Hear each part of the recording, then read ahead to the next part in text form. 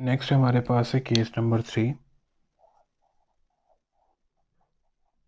Case number 3 of oblique triangle. इसमें होगा कि आपको तीन साइड्स गिवन होंगी। अब किसी भी ट्राइंगल की आपको पता है 3 साइड्स होती हैं और 3 एंगल्स होते हैं। When measure of 3 sides are given, यानी कि तीनों की तीनों साइड्स जो होंगी वो आपको नाउन होंगी, जस्ट आपको एंगल्स फाइंड करने हैं। तो ये सबसे आसान एक्सरसाइज है। 3 sides of triangle, when measure of 3 sides of triangle are given.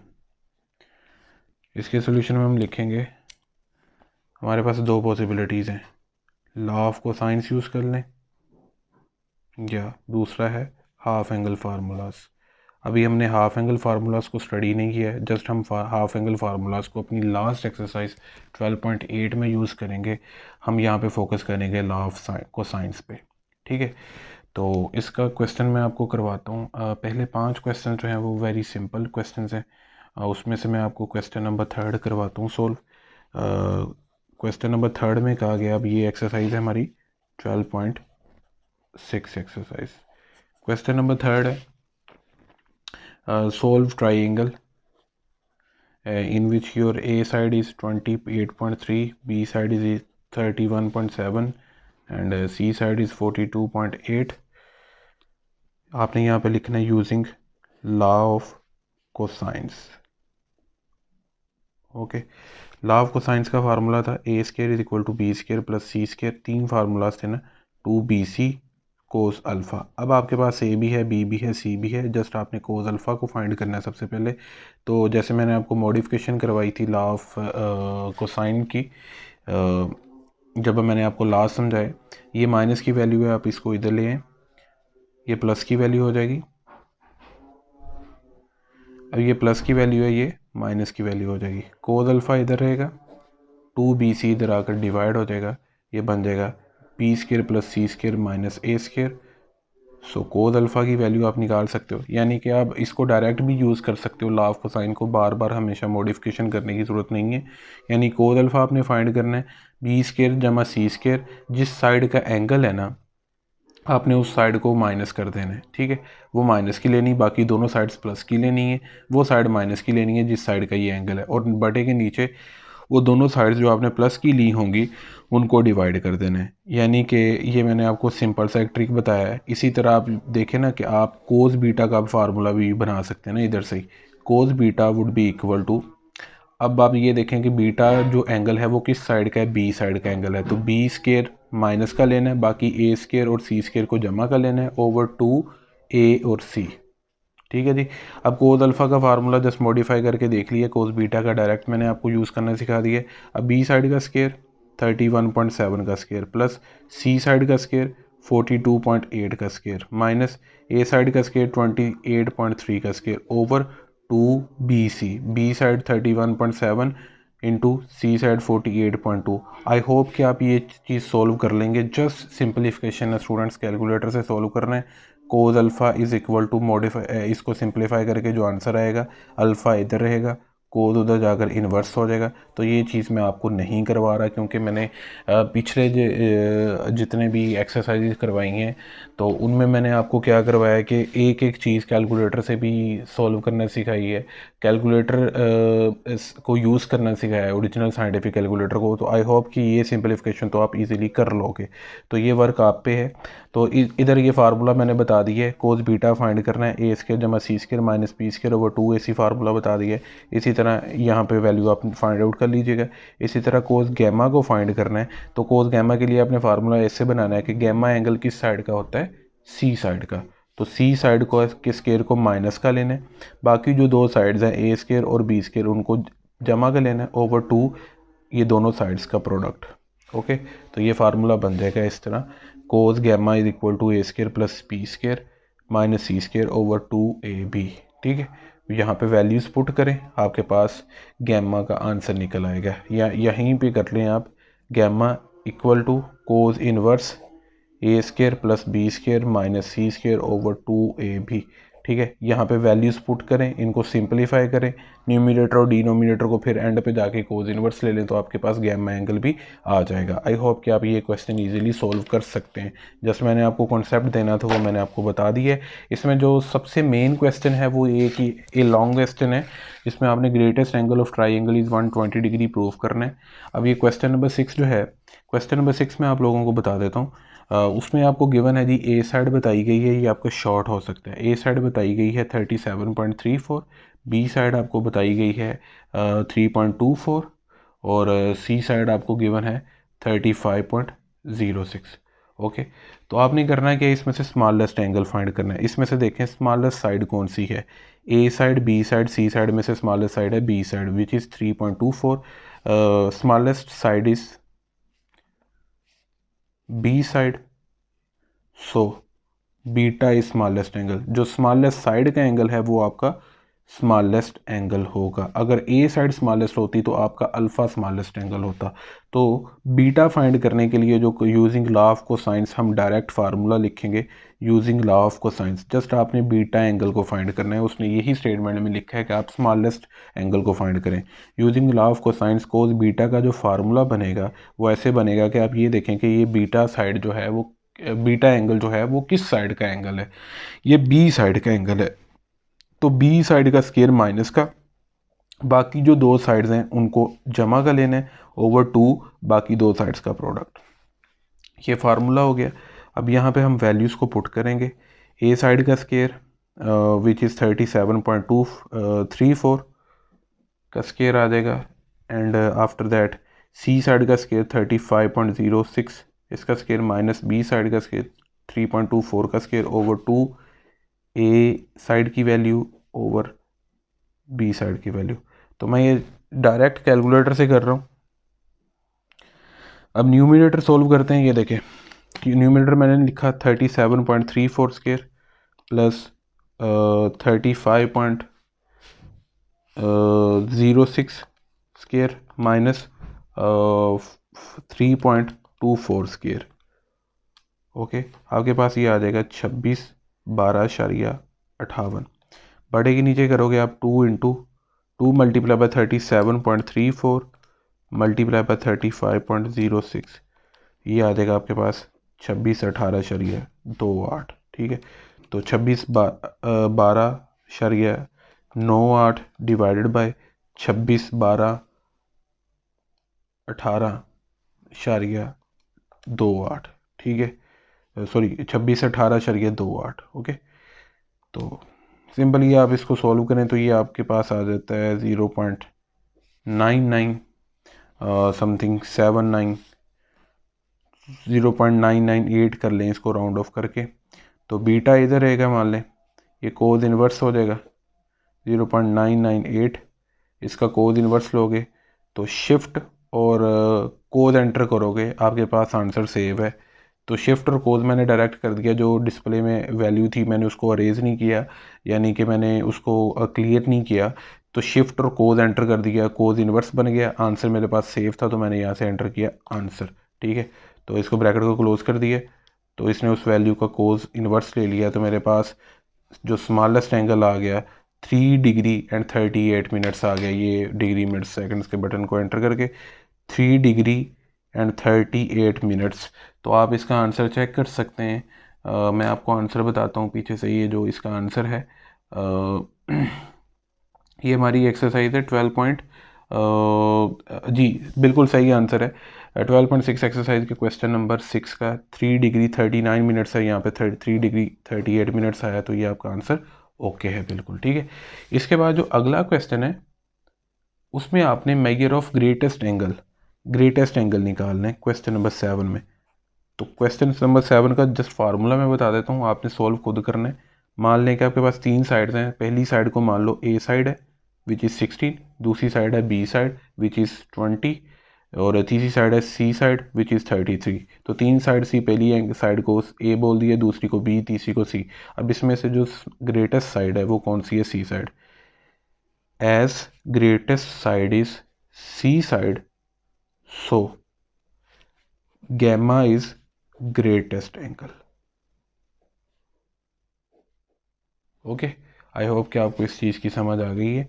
अब कोस गैमा का फार्मूला बनेगा, cos gamma is equal to, gamma C side का एंगल होता है, सी साइड का जो स्केयर है वो माइनस का, और बाकी जो दो साइड्स हैं उनको पॉजिटिव लेने, और नीचे 2AB। ओके, ये फार्मूला है। आप वैल्यूज़ को पुट कीजिएगा, जैसे मैंने आपको ये स्मॉलेस्ट एंगल निकालना सिखाया है वैसे ही आप कैलकुलेटर के ज़रिए ये ग्रेटेस्ट एंगल गैमा निकाल सकते हैं। आई होप कि ये आप सोल्व कर लेंगे। ठीक है, मेन चीज़ होती है स्टूडेंट्स कि आपको ओवरव्यू मिल जाए, कॉन्सेप्ट मिल जाए, तो लाजम नहीं होता कि आपने एक एक क्वेश्चन को कहीं से देख के कॉपी करके करना होता है। आपको फार्मूला समझा दिया गया, कॉन्सेप्ट करवा दिया गया, अगर यही क्वेश्चन आप अपनी प्रैक्टिस के लिए सोल्व करके देखते हैं तो आपकी तैयारी हो जाती है। ठीक है, अब क्वेश्चन नंबर आपके पास है 8 which is very important long question. यहाँ पे गिवन है जी, 3 साइड्स हैं, साइड्स ऑफ ट्राइंगल आर, फ़र्ज़ कर लो कि जो आपके पास पहली साइड है वो है ए side x square plus x plus 1, दूसरी साइड है B side which is 2x plus 1, तीसरी साइड है सी side which is x square minus 1। उसने कहा जी prove that the greatest angle of triangle is 120 degree. अब इन तीनों साइड्स में से क्लेरिफाई करना नहीं पॉसिबल कि कौन सी साइड बड़ी है, तो आप बाय डिफ़ॉल्ट इसको मान लो let a is greatest angle side, मान लो कि ए आपकी सबसे ग्रेटेस्ट साइड है, so alpha is greatest angle, तो आपके पास ए साइड का जो एंगल अल्फ़ा होगा वो ग्रेटेस्ट एंगल। आपने प्रूव करना है कि इस अल्फ़ा का जो जवाब है वो 120 डिग्री है, ये वेरीफाई करके देना है। तो आपने using law of cosine formula लिखना है, यहाँ पे लिखते हैं using law of cosines, cos alpha का जो फार्मूला बनता है वो ऐसे कि अल्फ़ा जो एंगल है वो ए साइड का है, तो ए का स्केयर माइनस का, बाकी दो साइड जो हैं वो बी और सी वो उनको प्लस का लेना है, ओवर 2 इन दोनों का प्रोडक्ट बी सी आ जाएगा। ठीक है, अब यहाँ पे आप क्या करोगे कि बी साइड का स्केयर, बी साइड है 2x प्लस 1 उसका स्केयर, सी साइड का स्केयर, सी साइड है एक्स स्केयर माइनस 1 उसका स्केयर आ जाएगा, माइनस ए साइड का square which is x square plus x plus 1 उसका होल स्केयर, बटे के नीचे over 2 B side into C side, C side की वैल्यू है एक्स स्केयर माइनस 1। ठीक है, ये कोज अल्फ़ा। अब मैं इसको दे रहा हूँ इक्वेशन नंबर 1 का नाम, क्योंकि पहले मैं इनका स्केयर अलग अलग सोल्व करूँगा। यहाँ पे अगर स्केयर सोल्व किया तो बहुत कम्प्लेक्स हो जाएगा, मैंने इसको नाम दे दिया इक्वेशन नंबर 1 का। आप भी ऐसे कीजिएगा, इसको इक्वेशन नंबर 1 का नाम दे दीजिएगा। फर्स्ट सोल्व आप यहाँ पे लिख दें, फर्स्ट सोल्व किसको जी सोल्व करना है, ये स्केयर को, 2x प्लस 1 का होल स्केयर ले लें तो ये बन जाएगा ए प्लस बी के होल फार्मूला, स्केयर के फार्मूला से ए प्लस बी का होल स्केयर। आई होप कि आपको ये अलजबरिक फार्मूलाज तो आते होंगे। फर्स्ट वैल्यू का whole square plus second value का whole square plus 2 into first value into second value, तो ये बन जाएगा 2x का स्केयर 4x स्केयर प्लस 1 का स्केयर 1 आ जाएगा, तो ये मल्टीप्लाई किया तो ये 4x आ जाएगा। आगे है एक्स स्केयर माइनस 1 का होल स्केयर, इसके अकॉर्डिंग फर्स्ट वैल्यू का whole square plus second value जो है 1 उसका whole square minus 2 into first value into second value. Okay, तो एक्स स्केयर का स्केयर लिया तो आपके पास एक्स की 4 बन जाएगा, 1 का स्केयर लिया तो 1 आ जाएगा, ये माइनस 2x स्केयर।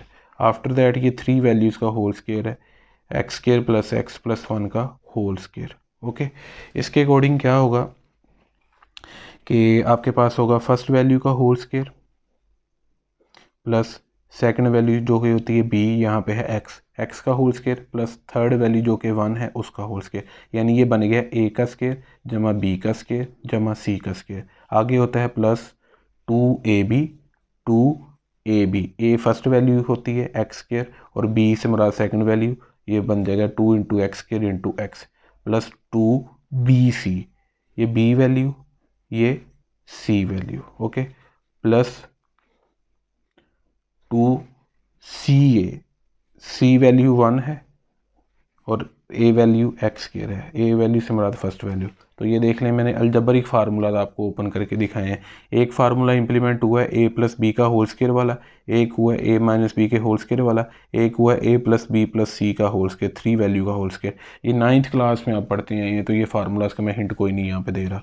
तो इसको मैंने सिंप्लीफाई किया, ये देखें स्केयर इंटू स्केयर एक्स की पावर 4 हो जाएगा, एक्स का स्केयर लोगे तो एक्स स्केयर हो जाएगा, 1 का स्केयर लोगे तो 1 हो जाएगा। अब ये मल्टीप्लाई करोगे तो एक्स स्केयर को एक्स से करोगे तो एक्स क्यूब हो जाएगा, ये 2x हो जाएगा, ठीक है, ये 2x स्केयर हो जाएगा आपके पास, ठीक है। आई होप कि आपको ये चीज़ की समझ आ गई है।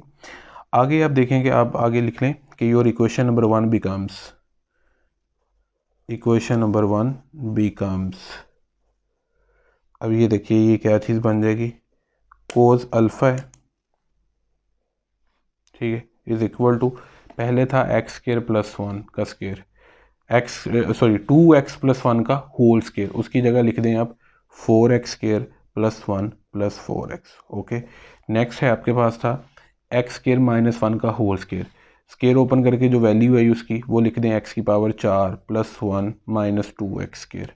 फिर आगे था माइनस, ये देखिए ये वाला माइनस, माइनस लिख दिया, आगे ब्रैकेट में लिखी ये सारी चीज़, x square plus x plus 1 का होल स्केयर था, तो इसका फार्मूला ओपन करके हमारे पास आया एक्स की power 4 plus x square plus 1 plus 2x cube plus 2x plus 2x square, ठीक है, ओवर 2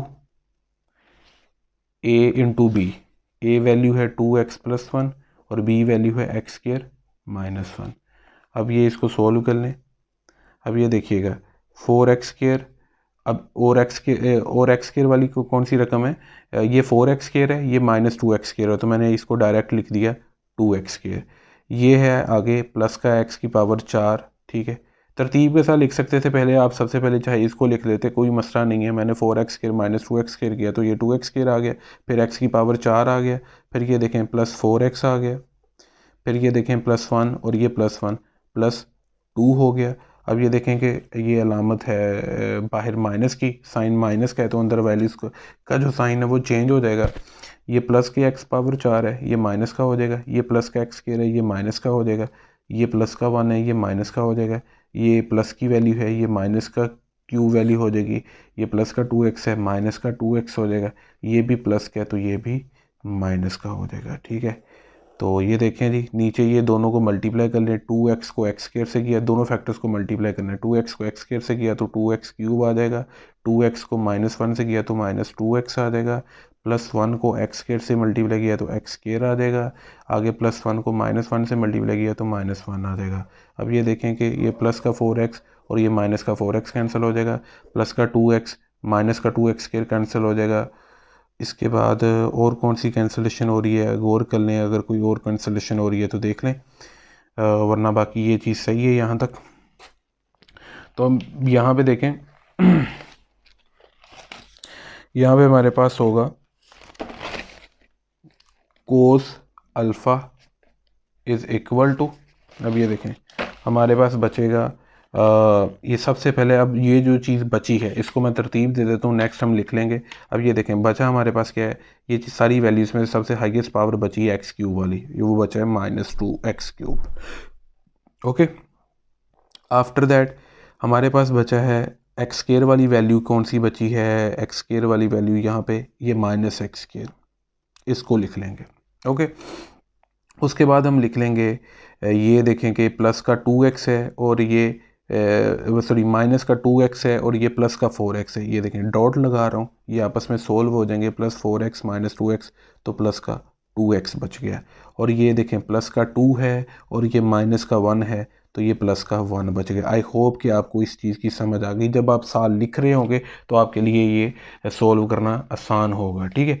तो ये मैंने बता दिया कि न्यूमरेटर में ये चीज़ बचती है, नेक्स्ट मैंने सीधा न्यूमरेटर में लिख दिया जो चीज़ बची है, -2x square 2x cube minus x square, ये देखें न्यूमरेटर में सोल्व करके ये चीज़ बची थी -2x cube minus x square plus 2x plus 1 plus 2x plus 1 over denominator में था 2 इंटू जो चीज़ थी वो लिख देते हैं, प्लस का 2x क्यूब था, माइनस का 2x था, प्लस का एक्स स्क्वायर था और माइनस का 1 था, 2x क्यूब था, माइनस का एक्स स्क्वायर था, सॉरी माइनस का 2x था, ठीक है, प्लस का एक्स स्क्वायर था और माइनस का 1 था। ये चेक कर लें डिनोमिनेटर में क्या था, 2 into 2x cube minus 2x plus x square minus 1, तो मैंने आगे यही लिख दिया, ये देखें। ओके, आई होप कि ये चीज़ की समझ आ गई है। आप ये लॉन्ग क्वेश्चन को साथ साथ सोल्व करिएगा काइंडली, तो आपको ज़्यादा बेटर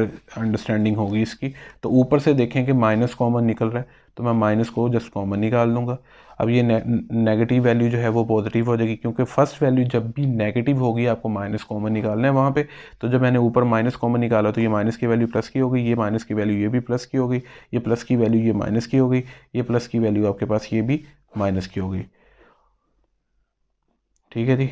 अब ये अगर आप देखें कि ये वाली ब्रैकेट वाली वैल्यू और ये वाली नीचे वाली ब्रैकेट वाली वैल्यू सेम है, प्लस का 2x³ इधर भी प्लस का 2x³, इधर प्लस का x² इधर भी प्लस का x², इधर माइनस का 2x इधर भी माइनस का 2x, इधर माइनस का 1 इधर भी माइनस का 1, ये चीज़ ऐसे कैंसिल आउट होगी। So cos alpha is equal to -1/2, alpha इधर रहेगा, इधर आकर ये हो जाएगा कोस इनवर्स -1/2। कैलकुलेटर से आप जब एंटर करेंगे तो ये 120 डिग्री आएगा। Hence proved your greatest angle is equal to, लिख दें आप, hence proved greatest angle is 120 degree. Very important long question जो कि मैंने आपको अभी सोल्व करवाया है। अगले जो क्वेश्चन हैं दोनों वो भी लॉन्ग क्वेश्चन हैं, उनका जस्ट मैं आपको दूंगा हिंट। अब ये देखें, उसने कहा कि एक ट्राइंगुलर प्लॉट है, the measure of sides of a triangular plot. इस तरह का ट्राइंगल शेप का एक प्लॉट है मान लें, ठीक है। मैंने ये एक हाइपोथेटिकल ट्राइंगल बना दी है। उसने कहा जी कि उसकी 3 साइड्स हैं, the measure of sides of a triangular plots. ये मान लें ए साइड है, ये मान लें बी साइड है, ये मान लें सी साइड है। Sorry point, I am sorry, ये पॉइंट्स हैं, ए पॉइंट, बी पॉइंट और ये सी पॉइंट। ए पॉइंट के हिसाब से ये ए साइड, बी पॉइंट के हिसाब से ये बी साइड, सी पॉइंट के हिसाब से ये सी साइड। तो 3 साइड्स हैं आपके पास। Let your a side is 413। पहली साइड को ए मान लें, जो वैल्यूज़ दी है आपकी स्टेटमेंट आप जस्ट रीड करेंगे तो आपको पता चलेगा कि जो पहली वैल्यू 413 है वो ए साइड हो गई, दूसरी वैल्यू 214 है वो बी साइड हो गई, तीसरी वैल्यू 375 है, ठीक है, वो आपके पास सी साइड हो गई है। उसने कहा find the measure of corner angles of the plot. ये जो ट्राइंगुलर प्लॉट है इसके कॉर्नर एंगल्स फाइंड करें, alpha angle, beta angle and your angle gamma. ये तीनों एंगल्स आप क्या करें, फाइंड आउट करें। अब जस्ट आप यूजिंग लॉ ऑफ कोसाइंस, मैं फार्मूलाज लिख रहा हूँ, लॉ ऑफ कोसाइंस के ज़रिए आप कैसे फाइंड कर सकते हो। कोस अल्फ़ा फाइंड करना है आपको, ऑलरेडी मैं फार्मूला बता चुका हूँ कैसे यूज़ करना होता है।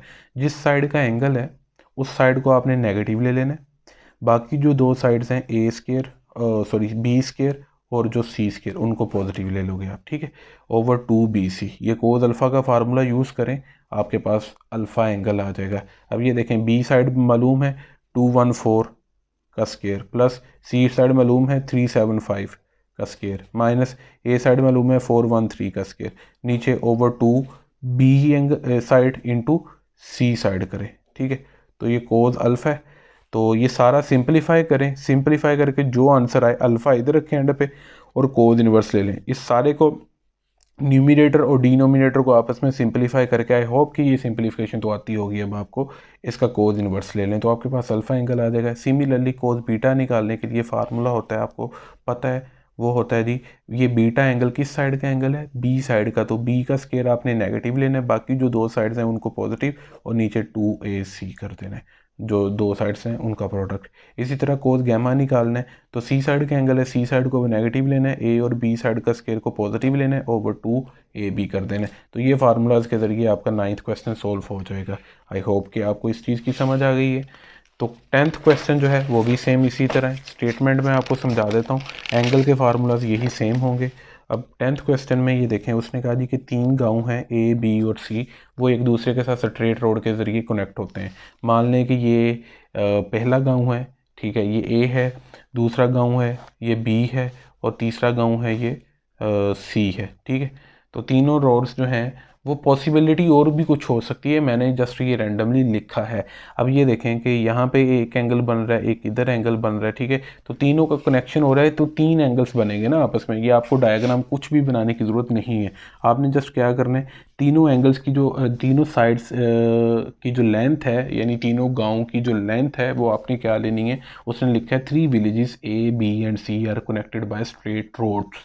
पहला जो गाँव A है वो उसको A साइड मान लो, उसकी लेंथ आपको दी है, उसकी लेंथ है 6 किलोमीटर, वो ए साइड के इक्वल है। दूसरी जो लेंथ है दूसरे गांव की, बी गांव की दी है, वो 9 किलोमीटर है, वो आपकी बी साइड होगी ट्राइंगल की, एक मिसाल है।